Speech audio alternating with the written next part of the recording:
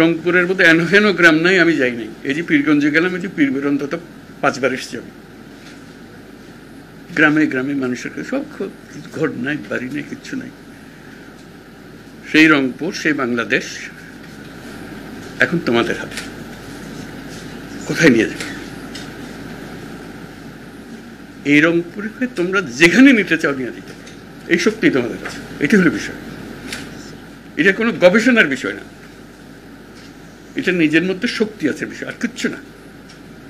আমাকে তো পৃথিবীর বিভিন্ন দেশে বিভিন্ন গ্রামে নিয়ে যায়, বাংলাদেশের সঙ্গে কারো তুলনা হয় না। মানুষের প্রাণ শক্তিটা, আর কিচ্ছু না।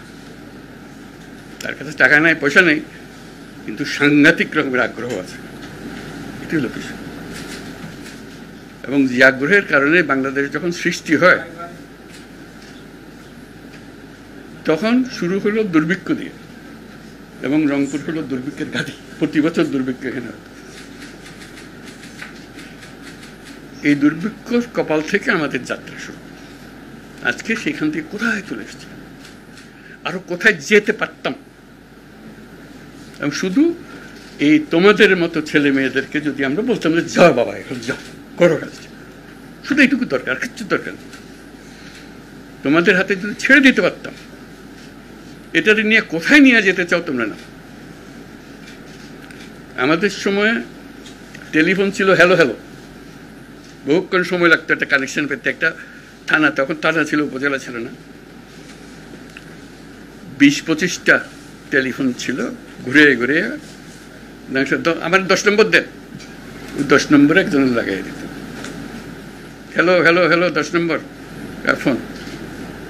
এখন সবার হাতে সব কিছু যন্ত্রই হাতের মুঠার মধ্যে চলে আসছে। এই যে গেলাম পীরগঞ্জে গেলাম, এখন অবাক লাগলো, ছবি তুলতেছে মহিলারা, ছাদের উপরে দাঁড়িয়ে ভিডিও করতেছে।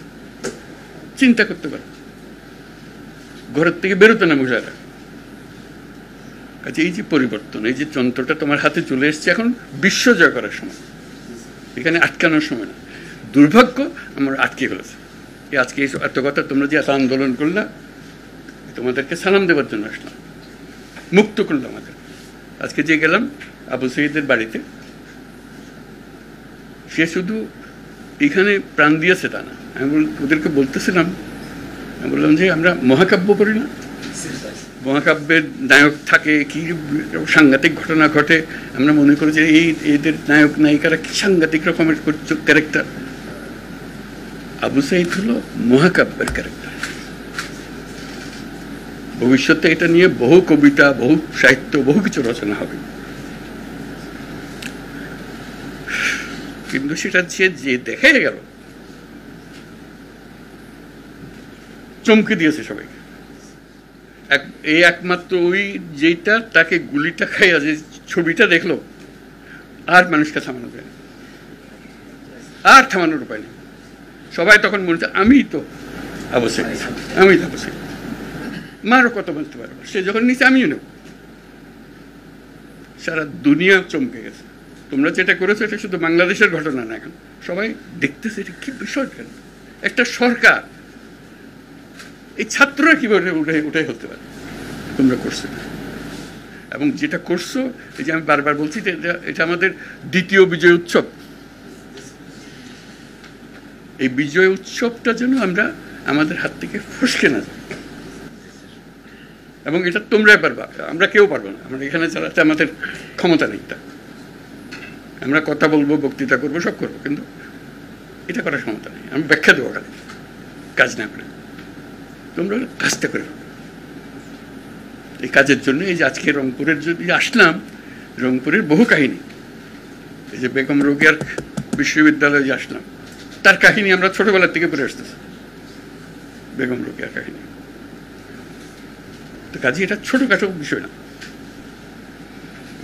বিশ্ব পরিপ্রেক্ষিতের বিষয়। আমাদের যারা তরুণদের বয়সের সীমা অতিক্রম করে গেছে, মেহেরবানি করে আপনারা রাস্তা ছেড়ে দেন। আপনারা প্রতিবন্ধকতা করতেছেন।